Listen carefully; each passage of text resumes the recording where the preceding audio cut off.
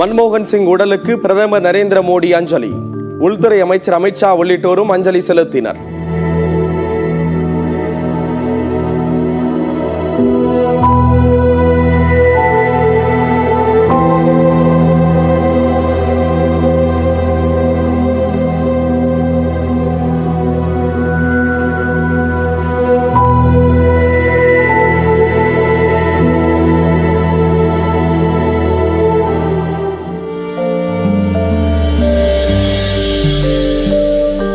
மன்மோகன் சிங் உடலுக்கு சோனியா காந்தி அஞ்சலி.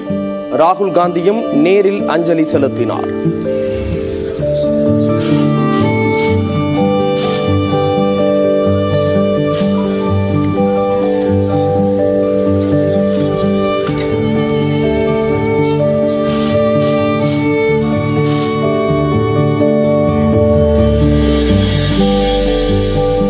மன்மோகன் சிங் உடலுக்கு நேரில் அஞ்சலி செலுத்துகிறார் முதலமைச்சர் மு க ஸ்டாலின். விமானம் மூலம் டெல்லி புறப்பட்டு சென்றார்.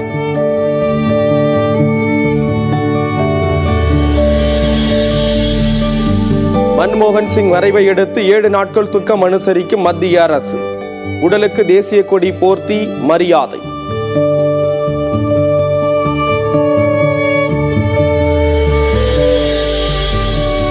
முன்னாள் பிரதமர் மன்மோகன் சிங் உடலுக்கு டெல்லி ராஜ்காட்டில் நாளை இறுதிச் சடங்கு. காங்கிரஸ் அலுவலகத்தில் அஞ்சலிக்காக உடல் நாளை வைக்கப்படும் என தகவல்.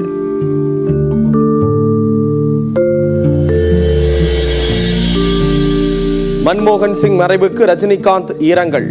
அற்புதமான மனிதர் என புகழாரம்.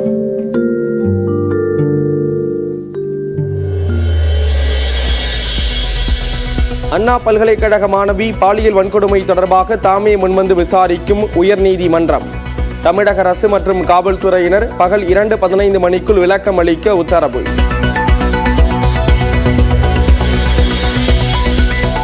தன்னைத்தானே 8 முறை சாட்டையால் அடித்துக் கொண்ட அண்ணாமலை.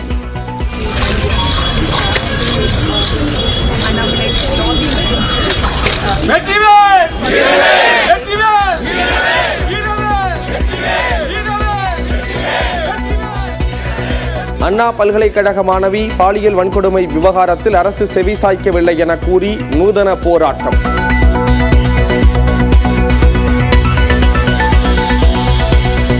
அண்ணா பல்கலைக்கழகத்தில் இன்னும் 10 நாட்களில் கூடுதல் பாதுகாப்பு போடப்படும்.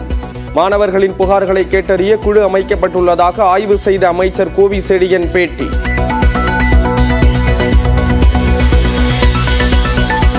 பூண்டியில் தஞ்சாவூர் நாகை சாலையில் பொதுமக்கள் மறியல். சாலியமங்கலம் பேரூராட்சியுடன் பூண்டி ஊராட்சி இணைக்க எதிர்ப்பு.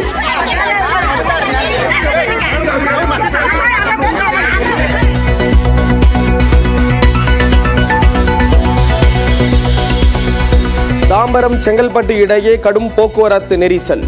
இரும்புலியூர் மேம்பாலத்தில் பணிகள் நடப்பதால் மெதுவாக செல்லும் வாகனங்கள்.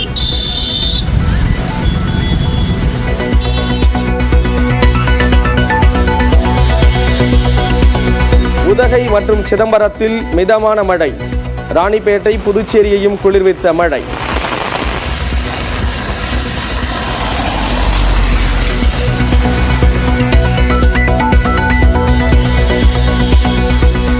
நீலகிரி மாவட்டம் கோத்தகிரியில் மருத்துவமனைக்குள் புகுந்த கருஞ்சிறுத்தை. நாயை துரத்தி சென்ற காட்சி சிசிடிவியில் பதிவு.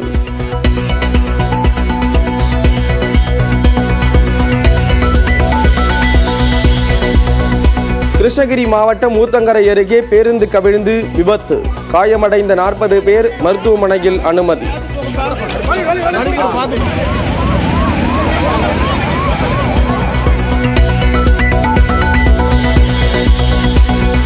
சென்னை நந்தனத்தில் உள்ள YMCA மைதானத்தில் இன்று தொடங்குகிறது புத்தக காட்சி. அடுத்த மாதம் 12ஆம் தேதி வரை நடைபெறும்.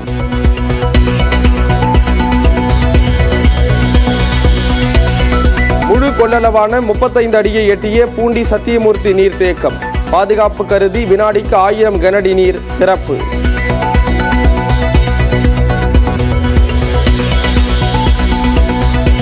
நீலகிரி மாவட்டம் சேரம்பாடி சுற்றுவட்டார பகுதிகளில் மக்களை அச்சுறுத்தி வரும் புல்லட் ராஜா யானையை பிடிக்கும் பணி தீவிரம். மயக்க ஊசி செலுத்தி பிடிக்க திட்டமிட்டுள்ள வனத்துறை.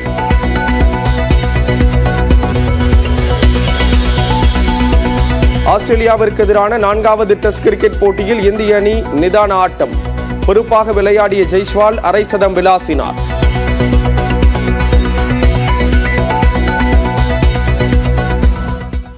நீலகிரி மாவட்டம் உதகை மற்றும் சுற்றுவட்டார பகுதிகளில் அடர்ந்த பனிமூட்டத்துடன் கூடிய லேசான சாரல் மழை பெய்ததால் மக்களின் இயல்பு வாழ்க்கை பாதிக்கப்பட்டுள்ளது.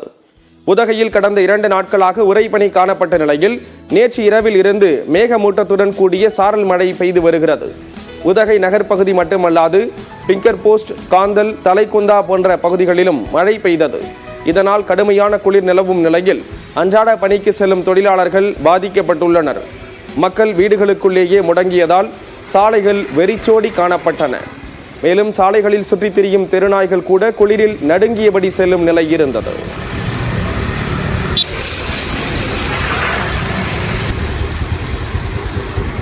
கடலூர் மாவட்டம் சிதம்பரம் சுற்றுவட்டார பகுதிகளிலும் அதிகாலை முதலே விட்டுவிட்டு மிதமான மழை பெய்தது.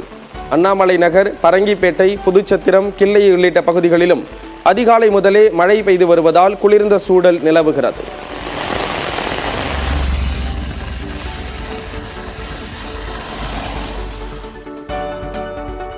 புதுச்சேரி நகர்பகுதிகளில் அரை மணி நேரத்திற்கு மேலாக மழை பெய்தது.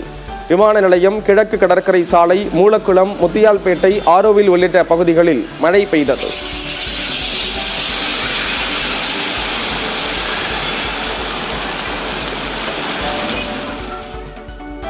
ராணிப்பேட்டை மாவட்டத்தில் வாலாஜா, அரக்கோணம், சோளிங்கர், நெமிலி உள்ளிட்ட பகுதிகளில் மழை பெய்தது. காவேரிப்பாக்கம், ஆற்காடு, கலவை, மேல் விஷாரம் உள்ளிட்ட பகுதிகளிலும் இரவு முதலே விட்டுவிட்டு மிதமான மழை பெய்து வருகிறது. இதனால் வேளாண் பணிகளுக்கு கூட செல்ல முடியாமல் மக்கள் வீடுகளிலேயே முடங்கியுள்ளனர்.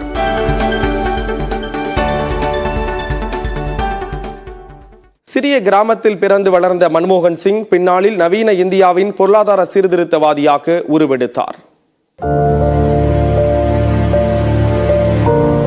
ஒன்றுபட்ட இந்தியாவின் பஞ்சாப் மாகாணத்தில் தற்பொழுது பாகிஸ்தானில் உள்ள கா எனும் கிராமத்தில் 1932 ஆண்டு செப்டம்பர் மாதம் 26ஆம் தேதியன்று பிறந்தவர் மன்மோகன் சிங். பின்னர் குடும்பம் அமிர்தசரஸிற்கு குடிபெயர்ந்த நிலையில் 1957ஆம் ஆண்டில் இங்கிலாந்தின் கேம்பிரிட்ஜ் பல்கலைக்கழகத்தில் பொருளாதாரத்தில் பட்டம் பெற்றார்.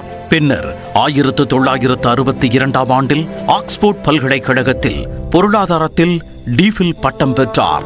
ஐக்கிய நாடுகளவையின் வர்த்தக மேம்பாட்டிற்கான பிரிவில் 1966ஆம் ஆண்டு முதல் 1969ஆம் ஆண்டு வரை புகழ்பெற்ற பொருளாதார வல்லுநரான ரவுல் பிரீபிஷ் தலைமையில் பணியாற்றிய பெருமையை பெற்றவர் மன்மோகன் சிங்.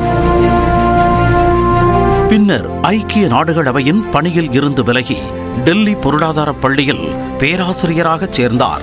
தொடர்ந்து 1971ஆம் ஆண்டில் நிதி அமைச்சகத்தின் பொருளாதார ஆலோசகர், 1972ஆம் ஆண்டில் நிதி அமைச்சகத்தின் தலைமை பொருளாதார ஆலோசகர், நிதி அமைச்சக செயலாளர், திட்டக்குழு துணைத் தலைவர், ரிசர்வ் வங்கி ஆளுநர், பிரதமரின் ஆலோசகர், பல்கலைக்கழக மானியக் குழுவின் தலைவர் என அவர் வகித்த பதவிகள் ஒவ்வொன்றிலும் தனி முத்திரையை பதித்தார்.